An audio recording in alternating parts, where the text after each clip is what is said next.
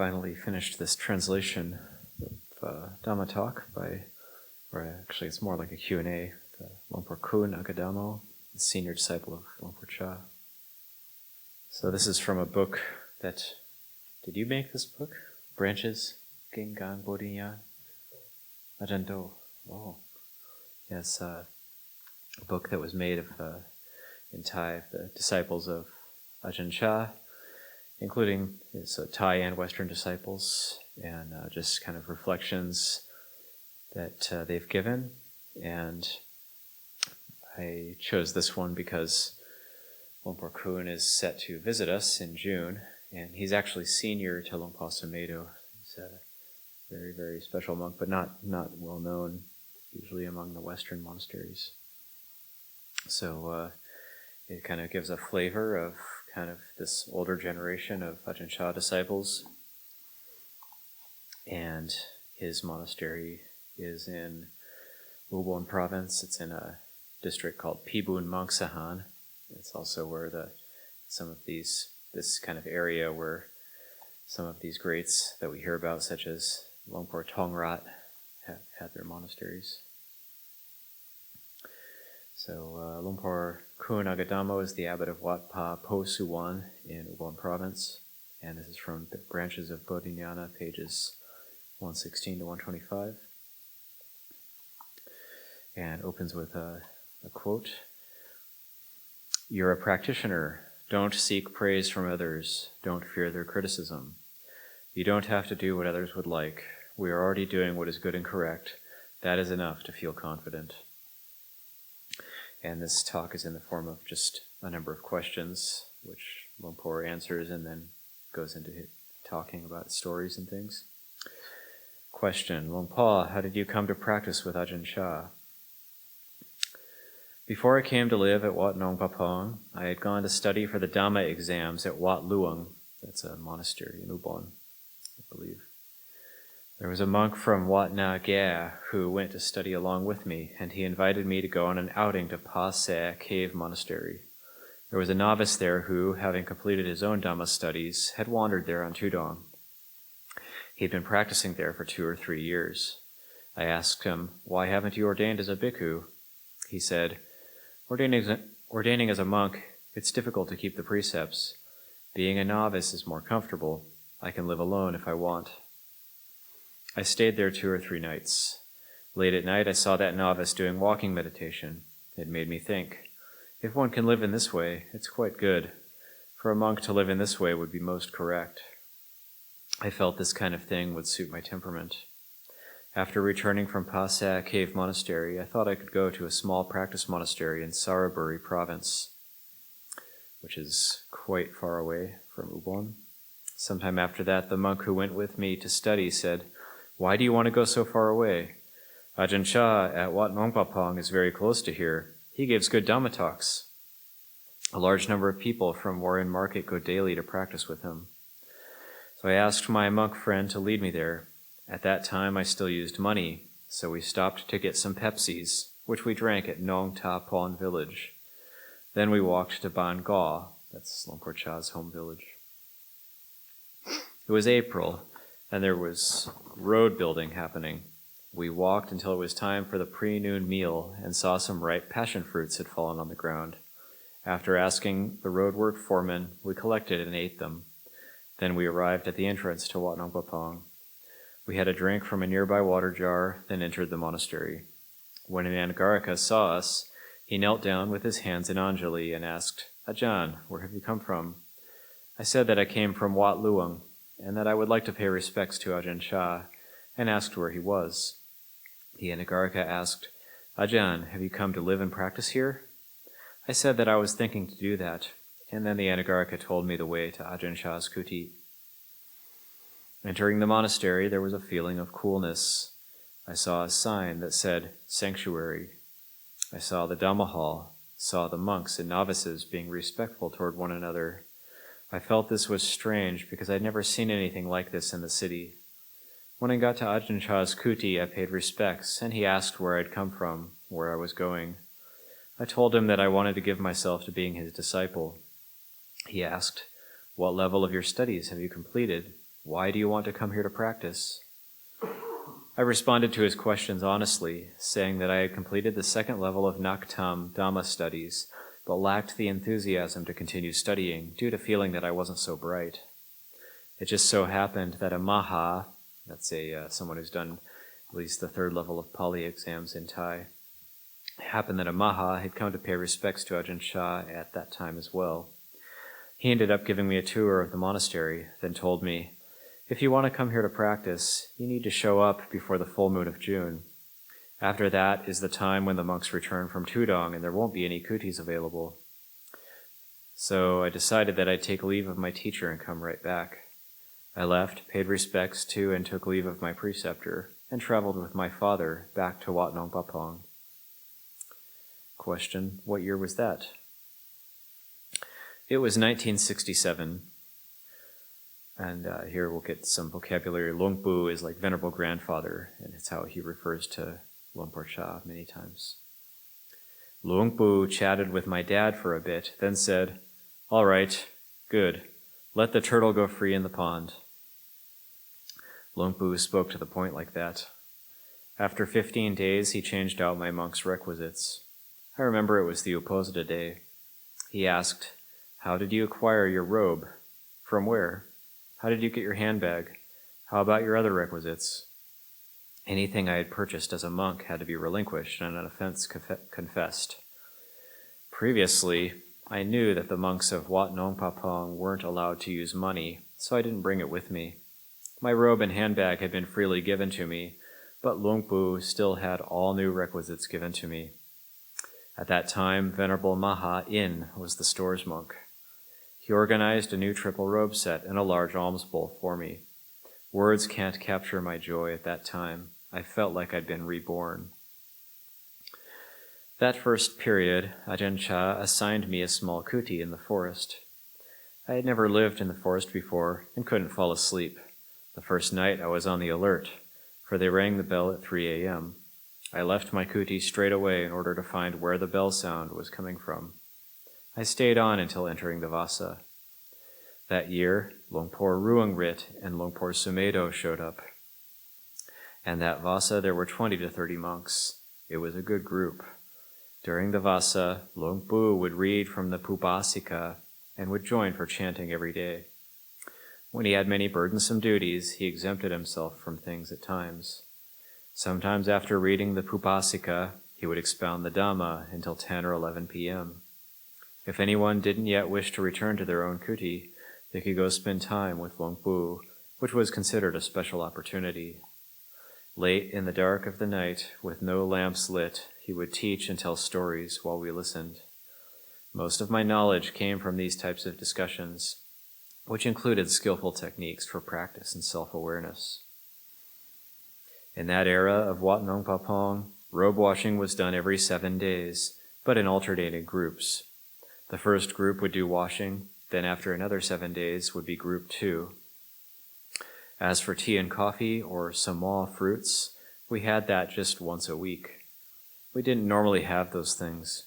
We swept the monastery weekly, doing it all together. Once sweeping was finished, we would fetch well water to fill the earthenware urns. Everyone helped and got the job done.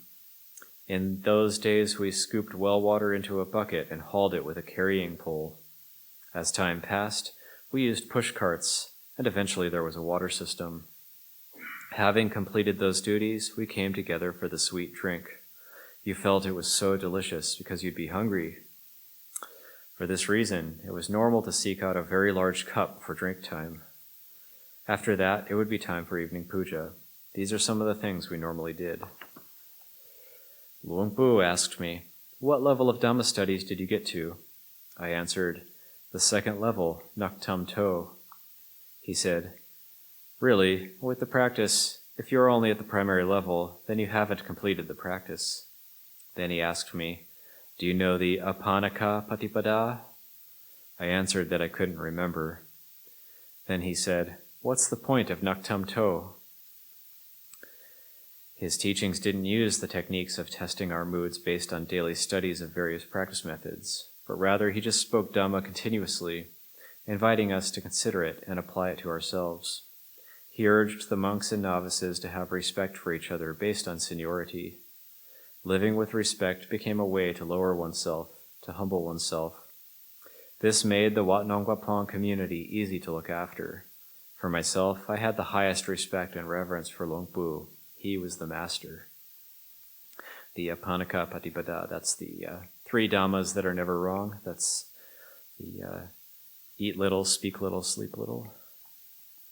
It's something that Luang Por Chah would talk about quite a bit.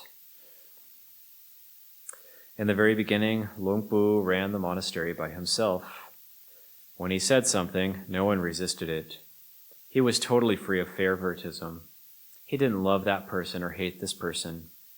He encouraged the monks and novices to have integrity, respect, and sincerity in their relations to each other. Living together, not suspicious of one another, only focused on nothing other than practice. In the previous era, we didn't celebrate construction projects or any issues involving material things, because Ajahn Chah was totally focused on practice. He would say, "Practice according to Dhamma and Vinaya well, and don't worry about going without. The material needs will appear of their own accord. This practice, this patipada, will automatically accumulate in the heart and mind, for we have ears to hear and eyes to see." Question: how many years did you live with Ajahn Chah? Actually, in person with him was just a vasa and 1 hot season. Apart from that, he sent me to go live at Wat Pudendang, Wat Tam Sang Pet, Wat Bung Khao Luang, and other secluded forest monasteries. We always felt that he was the boss and that we had offered our hearts and lives to him, so wherever he sent us, no one would ever think to put up resistance, not like the monks and novices these days. When Luang Pu asked me to go be the abbot of Wat Pa Kaw, someone approached him and said, "Ajahn Koon is someone who barely ever talks. Do you think he can do it?" To that, Luang Pu replied, "When the drum isn't beaten, it isn't loud." The meaning is this: some people have abilities, but they won't reveal them until there is a need to, like how a drum is loud only when struck with a mallet. One time, Luang Pu came for a papa ceremony at Wat Pa Kaw. In the morning, he went out on alms round with us. He asked, "Why aren't there many lay people giving alms?" I answered, "Normally there are a lot of lay people, Tanajan, but today is the papa, so they may be preparing to go to the monastery."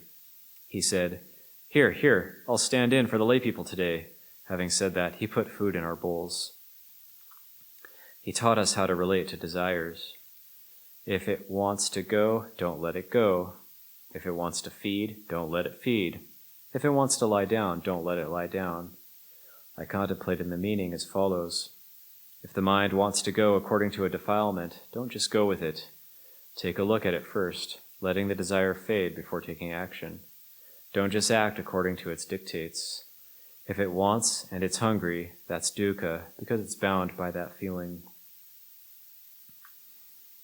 In the old days, the community ate according to seniority.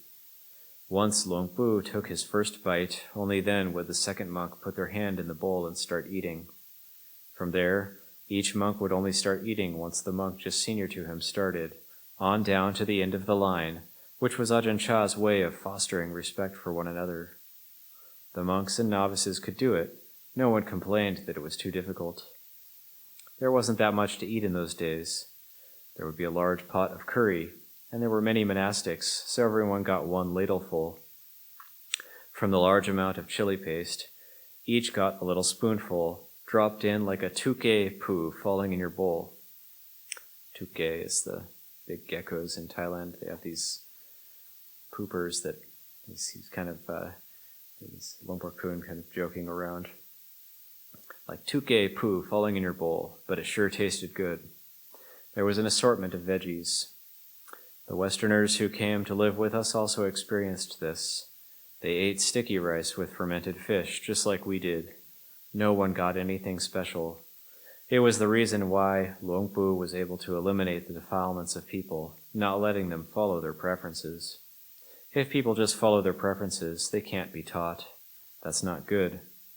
He dared to train us, to torture us even, and wisdom arose of its own accord. This is a sensitive and difficult issue, but he could do it with his disciples. If one wanted him to be very sensitive and caring for his students, he could do that too, but it tended to make them stupid. Any of these methods were Luang Pu's skillful means. One time it fell to me to ring the bell for about 1 month. I would put on my jiwan, my robe, before going to sleep, because I was afraid I wouldn't wake up in time. By the time I went to rest, it would be after midnight already, and I'd have to get up at 2 a.m. If I was to go to rest too early or too quickly, then upon waking at night, I would tend to drift off to sleep again, and I wouldn't be able to get up in time to ring the bell. When I was relieved of this duty, I felt a sense of liberation and freedom. On the Wat Nong days, everybody would do the sitters practice, the nesajik, together. Some would try to slip away to go sleep, and they would be ashamed when their buddies knew about it. But there was a way to keep them there. Evening puja would finish around 9 p.m. Luang Pu would then get on the Dhamma seat and go on until midnight, 1 a.m., 2 a.m., even 3 a.m. Whenever he got on that Dhamma seat, he could teach for a long time, and you couldn't get up even to go to the bathroom. On the Wat Nong days, many people came to hear the teachings. Villagers from Warren Market came and filled the Dhamma hall. We also sat and listened. There was some drowsiness, but we held that this was a practice of the Dutanga Watas. If we could practice through the night until morning, the monks would get together and chat about their experiences, boasting a bit, competing a bit. If you could do this type of practice, you'd feel glad and inspired. Taking the meal, it tasted so good because beforehand there were no external issues coming to make a disturbance. Living in the monastery, I felt I was truly living in the monastery. That vasa, I made a determination to not look at people's faces.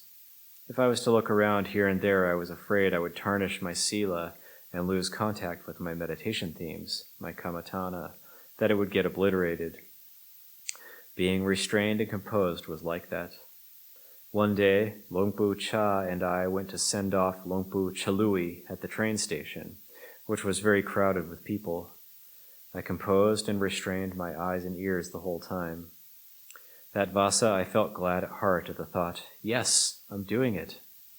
I had no doubts, no thoughts about going to this or that place or going to see this or that Ajahn, because I held that Luang Pu was leading us to do what needs to be done.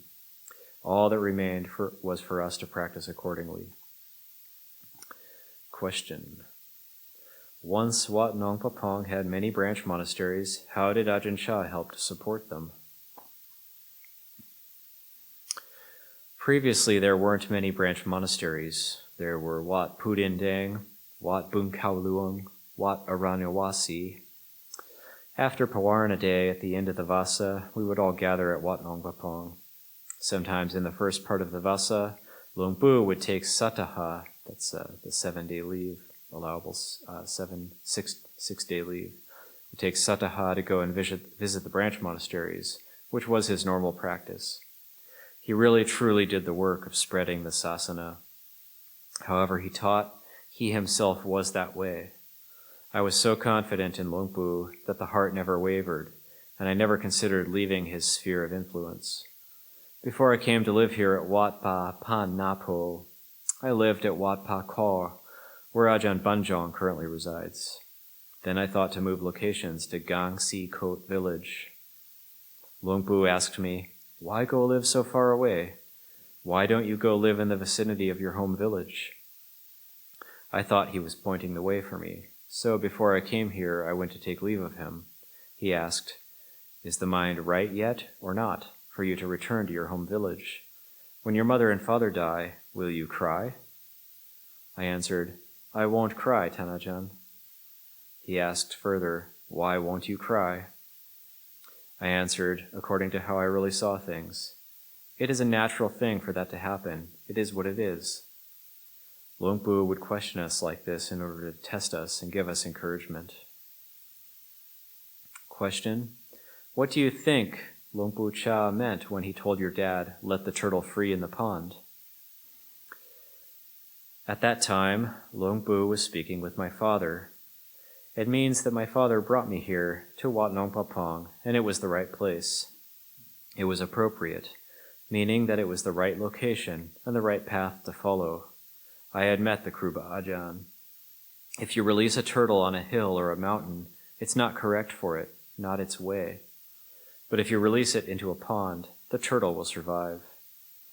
In previous times, if we wanted to hear a Dhamma talk or were hungry for knowledge, we would sit off to the side as Longpu discussed Dhamma with the laypeople. He was teaching the laypeople, but we got some of it too. When the laypeople went to see Ajahn Chah, they would complain to him about all their suffering and difficulties with their family life, and he would listen. If there were a number of monks and novices hanging around, he would tell them, "Kruba, listen to them. This is a very important teaching." Longpu feared that we would lose interest, feared we wouldn't develop wisdom, feared that we would become intoxicated with the world. He was afraid that we would see the ordained life as something difficult and bothersome, and that we would disrobe, leave, and take up the household life. The laypeople felt that they were going to Longpu to hear Dhamma, but Longpu felt that they were bringing him Dhamma. That person would deliver it, this person would deliver it. He would teach it them according to their behaviors. He used a simile, saying it's like he's placing herbs in the laypeople's handbags, which they can use as medicine for their various maladies. Longpu spoke like that all the time. Let's talk about him putting his heart into things. Late at night, he would go on a survey of the monastery. For myself, I've been in my monastery many years and I've never done that. I only order the workers around. Back then, I'd be doing walking meditation late at night near my kuti, and I would see him patrolling, checking on the monastics. Sometimes he would call out, "Hey, are you doing any walking meditation?" If he saw that monks or novices weren't doing walking meditation or were hanging out chatting, in the following days he would address it in his Dhamma talk. For the Kruba Ajahns of old who practiced with Ajahn Chah, they had the sense that the feeling back then was different than in this generation. When you entered the Dhamma hall, you had to be supremely quiet. Whether it was removing your shoes or putting them on, it wasn't to be done loudly, or Longpu would scold you right away. He didn't like when people dropped things. If someone made something fall and it made a loud noise, they would get scolded immediately. If an alms bowl dropped and it got scratched or dented, the head of that monk or novice would get, quote, dented, unquote, accordingly, such was the impression that would be made on them. He taught like that. But nowadays the monks drop a bowl and it goes rolling and they laugh about it, thinking it's funny. Longpu wouldn't want people to use nice requisites if they didn't yet know how to properly care for them, or didn't yet know how to be frugal with them. Like the alms bowl, he would give us a very old alms bowl to use. But monks of this modern era only want to use new and high-quality things. They have no idea. The monks of the old days and the monks now have differing qualities. In the old days, Longpu didn't have us use fab detergent for bowl washing. That's a kind of very common old clothes washing detergent in Thailand, and dish soap didn't exist at that time. He had us use turned leaves, which had an astringent smell. He said that the fab detergent would scratch the bowls. The bowl washing area in those days wasn't nice like these times. Now, during bowl washing, the bowl may even get placed on the end of a stick. Longpu didn't condone these types of things. Question: when you were newly ordained, did you ordain with the intention to disrobe or stay long-term? I ordained according to custom. I ordained close to my home village of Napo, Ampur Pibun Mangsahan. I was a novice for 2 years, then I took bhikkhu ordination in 1966. After I had passed 2 vasas as a monk, I traveled to Wat Nong Pah Pong. That was in 1967. After that, I didn't think of going anywhere else. Indeed, I was resigned to die at Wat Nong Pah Pong. If one were to ask me, "Will you disrobe?" I would have to answer that I'm not inclined to disrobe because I've already chosen this path. At that time, I was still just a kid, but I had come to know and see in this way. I thought that to live in this form and in this way is good already. I saw in stark clarity householders being born, aging, getting sick, and dying, cycling around in that way. I felt absolutely confident that I wouldn't follow that path. Having left, things were good enough to keep going. This isn't something which is a difficult issue for me at all. Question: have you gone Tudong? If so, where? Tudong is just touring around. Yes, I went Tudong to see Songkram and contracted malaria. From there I returned for the grand opening of the Dhamma Hall at Wat Tam Seng Pet. Sometimes I went Tudong in the huge tracts of forest, thinking I would practice fully. I could do it, and I would stay somewhere for 1 or 2 nights, then think to myself, if I walk a little farther, it might be good. So I kept walking and walking until I reached Wienjun. Some years I went to live at Wat Bung Khao Luang with Longpo Jun. He ordered me to go live in a charnel ground. So I went to live in a charnel ground together with Longpo Son for 7 days. The first night I couldn't sleep. During the period of 11 p.m. to midnight, my eyes were wide open, the mind thinking that any moment the ghosts will come. Going and doing walking meditation, there was fear, and I kept to Buddho, but the fear didn't subside. So I reflected on the Karaniya Metta Sutta until the fear subsided. When I left the charnel ground, Longpo Sorn asked me, "Did you see anything? If so, what?" I told him that I didn't see anything. He then related that, "I saw things since the first night, but I didn't go to tell you about them out of concern that you might flee." I think the hint here is that maybe this other Ajahn Son, actually saw some ghosts. When I lived at Suan Gloy village, I regularly visited the charnel ground there. One time I didn't go because there was a female corpse. I didn't yet fully trust myself. That was the only time I ever let myself be defeated. When I lived at Nong Ga village, during the hot season I visited a charnel ground alone. It's not that I wasn't afraid. I went right where the fear was in order to gain experience. However afraid the mind became, I would try to make it free of fear. At that time, I had been ordained for 5 or 6 years and was seeking those experiences. If the Kruba Ajahns suggested to do something, I was keen to try it out, even to the point that if I was afraid, I still wanted to do it. In previous times, monks chatted only about going Tudong. Whoever went, upon returning, they would tell stories of how their practice went, what fruits came of it, and the rest of us would listen. In the period before entering Vasa, the heads of the branch monasteries would go ask for monks from Wat Nong Pah Pong to go spend Vasa with them. There would be a kind of lottery, and we would go according to that. Question: have you lived at Wat Ba Ban Napo long? What sorts of problems have you experienced?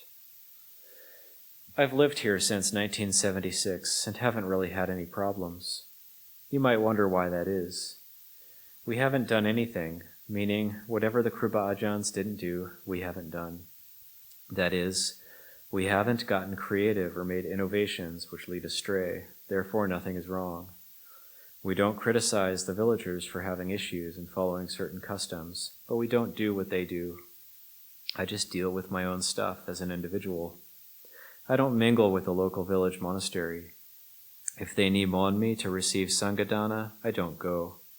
It's as if we live very far apart.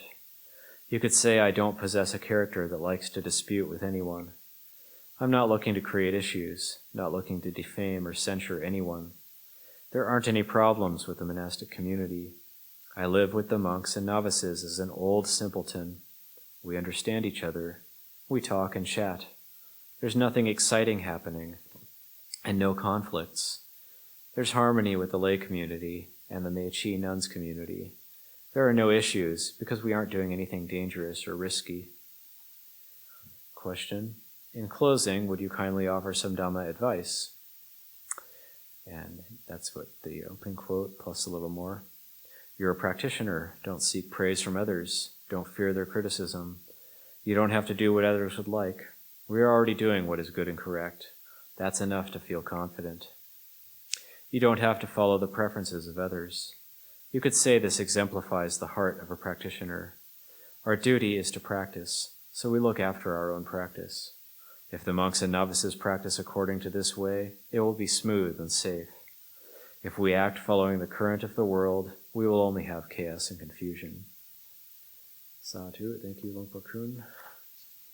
Any questions? I know sometimes that can be a little strong when they talk about the old days and the monks now, not like the monks now.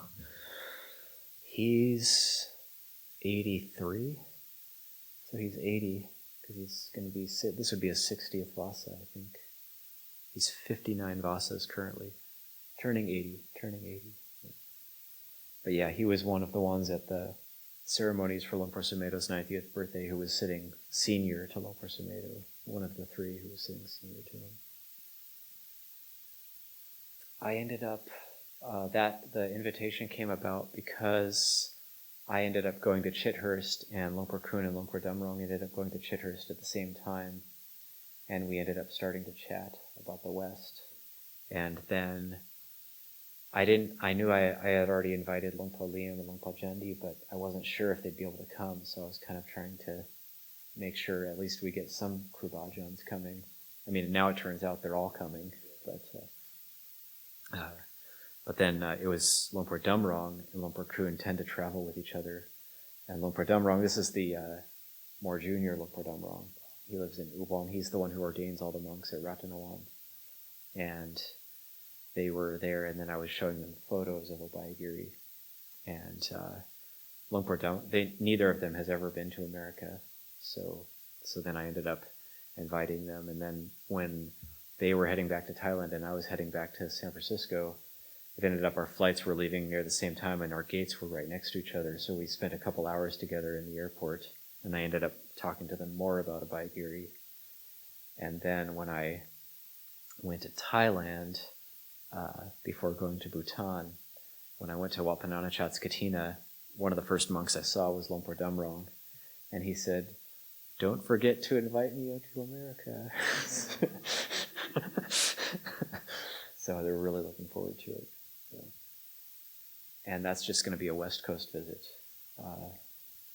None of the other places, they don't really know them. They don't know about them. So I did check, and nobody was interested. So we get them.